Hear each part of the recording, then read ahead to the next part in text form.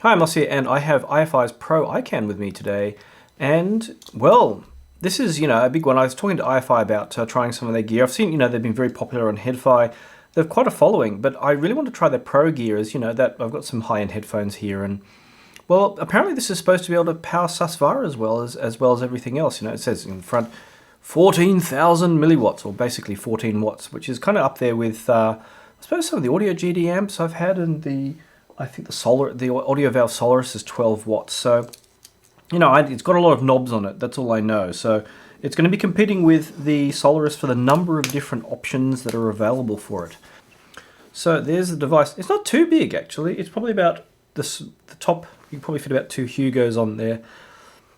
But that looks nice. It's much smaller than the amps. Well, I can unbox it on the table. It's much smaller than the amps that it's going to replace, more or less, which the Solaris and Master 9, which is going to be compared with.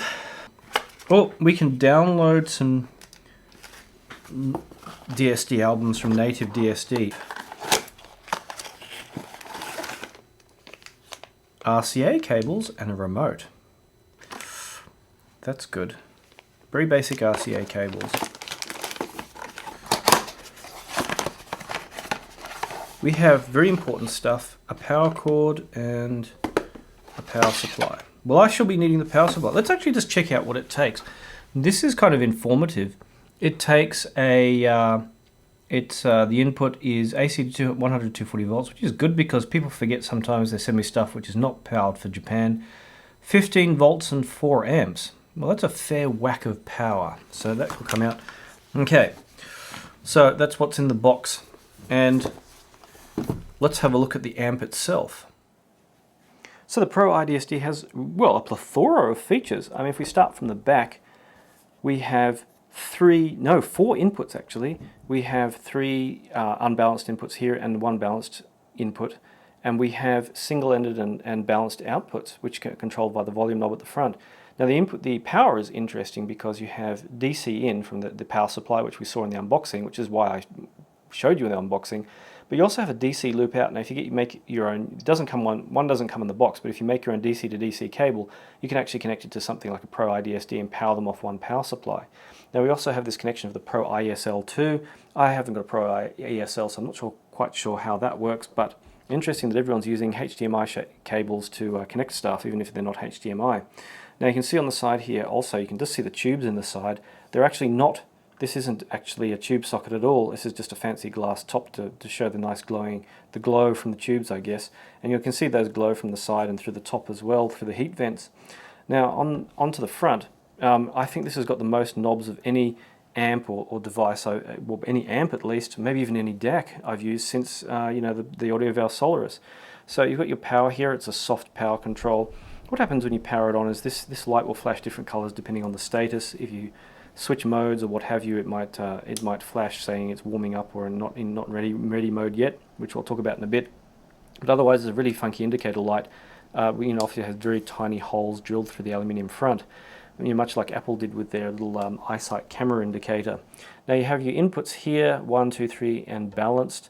And on the right hand side you have your volume control. Now the volume control, you can see a little infrared remote port there. If you get a Pro iDSD, you can get a remote control which has both the volume for the Pro iDSD and the Pro iCAN, so you can control the volume on both of them. Although of course if you have both of them, you end up with you're having to decide which volume control to use, which is a bit interesting.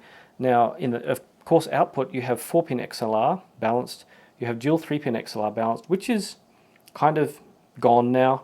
And you have your they use Nutric combo jacks, so you can put single-ended 6.3mm in there.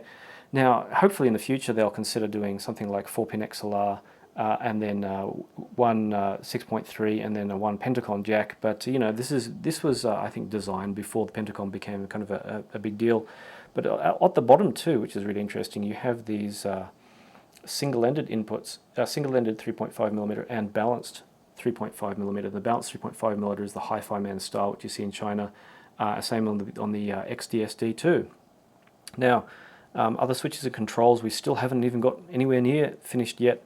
We have the extra bass. Now on the XDSD, of course, the extra bass was a single button, but here you have a choice when you turn it on at 10 hertz. Now 10 hertz is below our hearing range. Our hearing range starts at 20 hertz. So it's going to, I don't know if it's going to introduce any kind of rumble. Maybe I couldn't pick out anything in the headphones I had. So it's kind of redundant. I mean, occasionally here, I read someone said, oh, I can hear a 5 hertz. If I put 5 hertz through my headphones, I can hear it. And I said, no, and someone pointed out, no, you can't. You're actually hearing, distortion, overtones at high frequencies. Harmonic distortion at high frequencies, more or less, and you're not actually hearing the 5 hertz tone. So, but that's at 20 hertz, it starts to get, noticeable instantly. And, with headphones like maybe Utopias or, Sundaras or whatever, it fills out the bass nicely. And then 40 hertz, you get into the kind of low mid bass, or what I'd call low mid bass, and it starts to become, with some headphones, even a bit boomy and some music. But you've got a variety there. You've only got, of course, one level of bass increase, so that's that. The other interesting one is the 3D mode. You have 3 levels of 3D mode, 30, 60, 30, and 60, 90. And basically that makes everything go wider. And your stereo image, you lose your stereo image as you go wider and wider, to the point that, at the maximum setting, it's like you've wired your headphones, both out of phase, and your stereo image is all stuffed up. But it becomes really, really wide. I mean, I accidentally did that once, and it's like, wow, the sound stage is incredible. And it's like, oh, whoops, I've wired them backwards. But that's the kind of effect it gives. And it can be something like Utopias. It was readily turn everything to max kind of thing, and it made them sound much wider than they usually do. Now the other two, I'm going to go slightly backwards here. First, the gain. Now the gain is 0, which is kind of ready for IEMs. And you have, but for the Utopias, for example, I had to turn the volume up quite a bit with a lot of tracks. Plus 9 is kind of good for regular headphones. It kind of keeps the volume with most sources of music kind of towards the middle. And then, of course, I had to turn things right up with the Susvara, so you have plus 18 for HE6 and Susvara kind of situations. Now, the interesting thing about this was that the gain also affects the preamp outputs. I think the preamp outputs are exactly the same as the headphone outputs, and the reason I think this is because, I had it in lowest gain. I was listening through speakers, and of course, then I realized there was no switch to turn off the preamp output, so I just turned the power off on the speakers because they're powered speakers, plugged some headphones in and listened, and then I was listening with the Susvaras at plus 18, and then so I had the volume up at the same level as I usually do. I turned on the speakers and started playing music, and whoa, huge amount of music, very loud music came out. I was like, oh, I stopped that very quickly and realized that the gain switch had affected that. Now the other important one is this tube mode. Now there are 3 modes: a solid state mode, which disengages the tubes and uses a solid state circuit, and then we have our tube mode, which engages the tubes, and then tube plus mode, which changes the circuit a little bit. Now when you switch it on at first, you'll see this flash as it warms up, especially if you're in tube or tube plus modes. It needs a few seconds to warm up the tubes, about 30 seconds, and then it's all working. Now if you switch it into solid state mode, after a while the tubes will be shut off so that it preserves their life. So then, of course, if you switch it back into tube mode. Now, if you're just switching within a few minutes, it's not going to make a difference, but it's quite a bit longer. I think they said 30 minutes in the manual, and it'll shut off the tubes. But so if you're just trying to experiment between each mode, when you switch them, it doesn't switch instantly. It switches, you hear a relay click, it cuts out the solid state mode, it warms up the tubes, stabilizes everything, and switches it back in. So it takes a few seconds for all that to happen. You'll see this indicator light change color as necessary. Now, likewise, the tube plus mode. Now, tube plus mode reduces negative feedback and sounds a little bit more euphoric, as a lot of tube amps have a second order harmonic distortion, which is the one that makes everything sound nice. And with if you don't know what negative feedback is, you have a circuit, a amplification circuit, but then it has a feedback loop, and that can reduce distortion. You have things like local feedback and global feedback, but don't worry about it too much. If you don't know what these things are, I mean, I'm not an expert on them either, but the general idea is, the basic idea tends to be that the more feedback, the better measurements, but the kind of more sharper, but sometimes less pleasant the sound, and the less negative feedback, maybe the less ideal the measurements, but the nicer the sound. So everyone has their own preference about these things, but between the modes there wasn't a lot of difference. I mean, I think there was some difference between solid state and tube mode, where it sounds a little bit more tubey, but it wasn't a lot at all. The only thing I regret is, because this is not mine, I can't roll tubes, but other people have rolled tubes with good results with this. So that's kind of an overview of the features of this. And so now my overview of the sound. So despite the many options are available in terms of configuration that the Pro iCAN has, I could get a fairly good idea of how it performs. Now, in general, I tend to find it, even in solid state mode, maybe to be a tiny bit warm compared to other amps I have here. You know, the Master 9 is a tiny bit more dynamic. You have the slightly sweeter sound of Soundaware's P1. You have the huge relaxed ease of the Audio Valve Solaris. And the tube and tube plus mode don't switch in that much more warmth. There is a slight volume change as far as I can make out, so it's kind of hard to compare them because if you're comparing different volumes, that doesn't work. But the thing about that is, it's the same circuit. The Pro iDSD has the same tube circuit, so using one or the other in either, it comes to the same thing.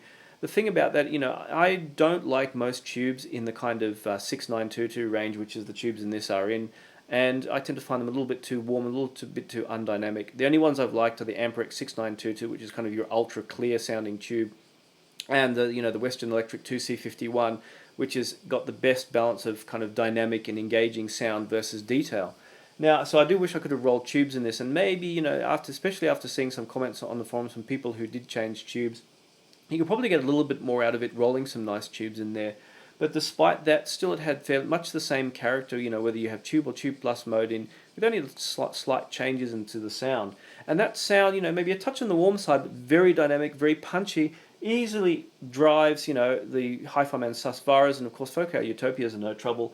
We have the Pro iDSD, has a very capable headphone amp built in, and with the Utopias, it was a really nice match, just as say the Hugo 2 is. But there was a distinct step up going to the Pro iCAN for driving those. Now in that, there was only one kind of downside to that, in that I said it in another video. Now, if I've reviewed iFi's own XDSD, I've reviewed the Chord Hugo 2, and if you plug headphones into either of those, especially the Focal Utopias, you'll notice there's a distinct difference in resolution. The Hugo 2 is obviously very much more resolving, especially with good music. Now the thing is, I plugged both of those using the outputs into the single-ended inputs of the Pro iCAN and did a comparison, and I couldn't hear a difference between them. And so that as a resolution test, maybe the Pro iCAN isn't quite as resolving as maybe a high-end amp should be. But so I thought maybe it's because I'm using single-ended inputs, as it is a balanced amp. So I plugged the single-ended and balanced outputs of the Shit Audio's Yggdrasil into the back of this and compared them, and absolutely identical. So, but the advantage of the Pro iCAN is not in that it's the most resolving amp. Where it had its greatest advantage, especially with, say, Focal's Utopias, which can sound a little bit too closed in, a little bit too, maybe a little bit bass light sometimes, especially with bass light music. There's some old pop out there, which is, from the 60s, 70s, which can be, kind of interesting, but sometimes very bass light in the way it was mastered. There's some newer stuff too. I don't know if I pronounced it correctly, Diane and Carmien. Their stuff was, for some reason, despite it being kind of like a techno, kind of club music or DJ music, was mastered kind of very bass light, and that's where I really wish the bass had been turned up, and that's where the extra bass mode came in very handy, because I can turn the bass on a bit, and it gives that nice boost to kind of fill things out when necessary. Also, given that the Utopia sound a bit closed in, I can turn on the 3D mode and space things out. So the combination of both of them kind of made the music more entertaining, even if it kind of sacrificed maybe a tiny bit of micro detail in the process.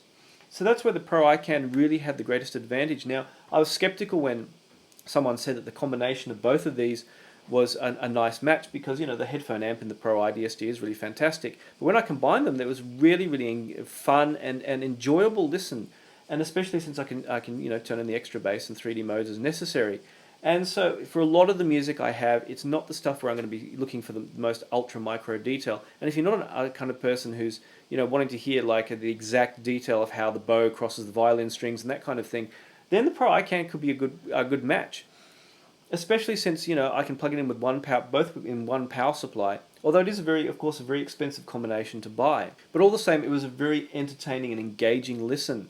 Now, for me, I'm a detail junkie, so maybe, that's where it's kind of, I wish, for a lot of music where I want to hear that fine, ultra detail, maybe I wouldn't particularly pick the Utopias to match. The Focals are at their best when you're kind of, want to pick out the exact depth of the sound stage, the exact placement of everything, and those ultra fine details, like I said before. Likewise, listening with IEMs, it was a dead silent amp, and it was kind of funny. I was picking up noise from other sources when I was listening, and hearing that noise coming through, and I thought, oh, I hope the amp isn't noisy. And unplugged everything else, and it was just the sources. And so I did have a little bit of trouble with the single-ended inputs picking up noise sometimes. So I had a lot of stuff hooked up in here before, and I seem to be picking up noise through the Pro iCAN very readily, even though I wasn't expecting to. So it could be where it works best. Obviously, was with the balanced inputs, and maybe a little bit of caution there on the single-ended inputs, as I seem to be able to readily good at picking up noise through equipment around here, coming through speakers and everything with all the equipment I have. So that's the Pro iCAN. Now, if you're after a really punchy and engaging amp, if you're a big fan of iFi especially, you like the idea of maybe a bit of a bass boost and the 3D mode, that would be really great. For me personally, I reckon I wouldn't mind if they'd actually put that in the center position, had crossfade on to one direction and 3D mode on the other. That would make it almost perfect. If they could switch out the preamp from the headphone amp, that would be great too. So it's one of those amps which is kind of, although it was designed maybe a couple of years ago, and it could do with ideally with a couple of changes, like a pentacle connector maybe in there. It is a really fantastic and extremely versatile amp if you want to be able to use it with everything, although the amount of power that it has to use with IEMs, of course, is massive overkill. The gain switch, incidentally, does not affect the IEM outputs, you'll be glad to know, so you won't blow up your IEMs and blow up your ears in the process. So it was an interesting experience with the Pro iCAN. A match with the Pro iDSD was a really nice combo and really enjoyable to listen with. So if you're not an ultra detailed junkie, maybe it could be a kind of combination for you. So thanks once again for watching. These videos are the result of many of my patrons who, for the equivalent of buying me a coffee once in a while, they send me a couple of bucks a month, and that made a huge difference in my ability to make these videos, as it wouldn't be possible without them. So thank you very much to everyone. If you're interested in supporting these videos, if not just Patreon, there are some links down in the description. If you buy your headphones and other gear through those links, that will support me as well. Also on my website, there's a direct donation button, and any donations are much appreciated. If you'd like to share my videos, please do. You're most welcome to link to my reviews and things if that helps you in any way. As always, any questions, comments, or even criticism, did I miss anything in my review for this, please tell me in the comment section below. Anything I can do better, anything you'd like to see me review, please do ask. There will be live streams once a month. Keep a lookout for those. I'll try and announce them in advance, but it can be a kind of bit tricky to schedule, a whole hour and a half to talk. Otherwise, I'll see you online.